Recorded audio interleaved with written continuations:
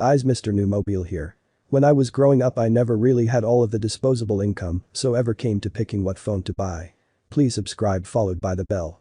You can also keep up on Facebook, Twitter, and you can purchase any Samsung Galaxy phones or Apple phones by clicking the links in the description.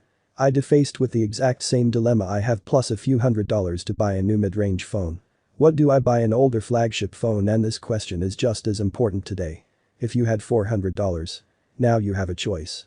You can either buy 2020 phones like the Samsung Galaxy S71, Xiaomi Nino 10 Lite, or the Up and Find next to the Lite.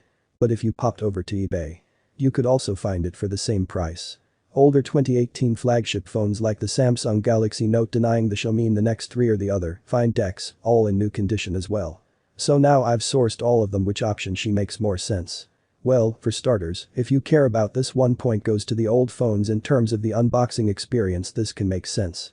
I mean, even versus the cheap ones you get with the 71. If you went on the upper routes, think this means an August cord case and headphone jack adapter, and it's a similar story which Xiaomi the Mi Note 3 is in my suitcase, and Apple even comes with a wireless charger of its own, so the flesh is getting a point for this. But what about the fans themselves? Well, there's quite a few things that are comparable, like sizing. Yes, top-end phones tend to be bigger, but newer phones are also bigger, so the size counterbalances out, and memory. Flagship phones tend to have more memory, but at the same time every couple years old phones see a bump in how much memory is considered necessary. In almost every case, both the RAM and the storage capacity you get is back on identical between these two camps phones, so it's squaring up to be quite a fair fight. But now is where we start to see differences, I think. The first thing you notice when you pick up an older flagship is that it is a certain quality to it, is parlayed high-grade materials, but it's also probably farther flagship. Cut less corners, get a whole load of subtle features that add up to a better feeling phone, like a really high-end vibration motor for great haptic feedback, plus little things a peace of mind like an IP water and dust resistance fit is a premium experience from a couple of years ago. But with the mid-range in some shape or form, you lose some of this quality, like Samsung S71 is made of plastic versus the class of the Note 9 or Xiaomi Note 10 Lite is made of glass, which is good, but their flagship is still a level above that of the combined ceramic with 7000 series on the menu. And in a similar vein, the upper findings to Lite feels well built, but it doesn't have the same density as the findings. These are subtle differences, but I would add up to something more noticeable, and it is not just quality OT. 9 times out of 10 flagship phone has some sort of, I have a better name for this, perfect or at least one defining characteristic that is used in marketing to try and justify people paying the $1,000 that they initially had to for a lot of these phones. 709 is the aspect really little tool. Providing a summary, want to start this Xiaomi is a slider phone. Put a bit of pressure on the screen. Give it a pull and outputs the front came out. By comparison, mid-range phones are practical, less showy when you building a phone for $400 price point. You can't afford to be as crazy with your focuses instead of just getting as many of the key things in as possible, so the state was 3 points of the flagships and 0 to the modern mid-range, and is more if you join us. By the way, the subject channel would be incredible, which I have 5 million by the end of 2020, see if we can do anyways 5 and go as far as to say that you get better display quality.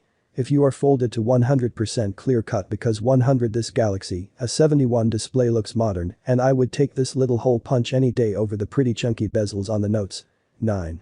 I want to tell you the screen is better, but it just isn't. It a little closer. It has a slightly over sharpens looking at from cheaper phones, was the Note always displays images in what feels like an organic way, and this is important. For example, when you're taking photos on the Note 9. What you see on your phone is an accurate representation of what the camera is actually capturing, where either the same thing on your Galaxy similar in quality, but you see this trend again. When you look up, the find next to the Lite screen is not that at all defined axis in almost all aspects older, and to top all of this off, chances are if you plan older flagship phones, you getting a friend is also more powerful. These 2018 flagship stores all packing top-shelf Snapdragon 845 chipsets, least 2020 offerings that were equipped with newer the middle-of-the-line equivalents, and what is not a state with those of quite overtaken the best 2018 at 12 savages. Look at these benchmark scores.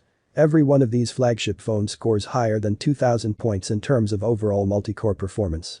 Every one of these mid-ranges scores less, but this is where we start to see those mid-ranges gain back some territory, because there is a very important caveat to those numbers, that these older top-end chips, they take more of a toll on your battery, that based on older 10nm fabrication process versus the new ones based on 8 or even 7.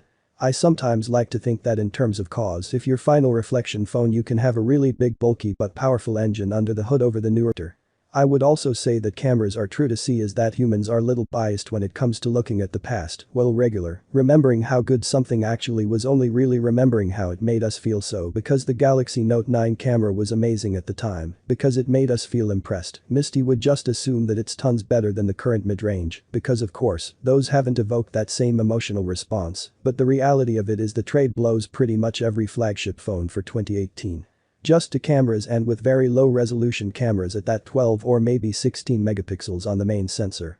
Now compare that to the servants which all have no less than 4 cameras and maintenance, that a hell of a lot better resolutions of 64 and 48 megapixels and just larger sense areas.